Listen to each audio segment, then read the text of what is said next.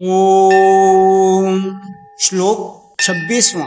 काम क्रोध वियुक्तानां यतीनां यत चेतसां अभितो ब्रह्म निर्वाणं वर्तते विदितात्मनां।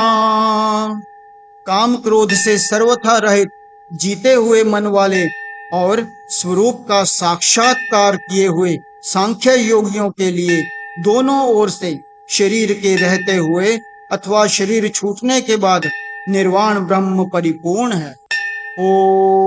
यहाँ भगवान यह स्पष्ट कह रहे हैं कि सिद्ध महापुरुष में काम क्रोध आदि दोषों की गंध भी नहीं रहती।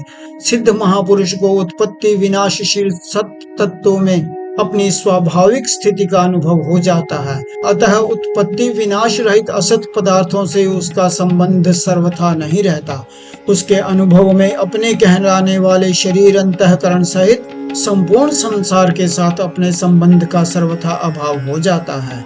अतः उसमें काम क्रोध आदि विकार कैसे उत्पन्न हो सकते हैं?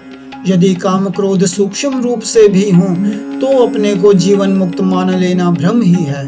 उत्पत्ति विनाशशील वस्तुओं की इच्छा को काम कहते हैं। काम अर्थात कामना अभाव में पैदा होती है।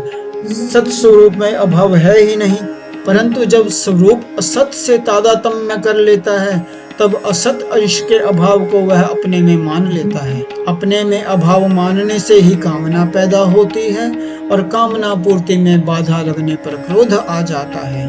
इस प्रकार स्वरूप में कामना ना होने पर भी तादात्म्य के कारण अपने में कामना की प्रतीति होती है, परंतु जिनका तादात्म्य नष्ट हो गया है और स्वरूप में स्वाभाविक स्थिति का अनुभव हो गया है, उन्हें स्वयं में असत के अभाव का अनुभव हो ही कैसे सकता है। साधन करने से काम क्रोध कम होते हैं, ऐसा साधकों का अनुभव है।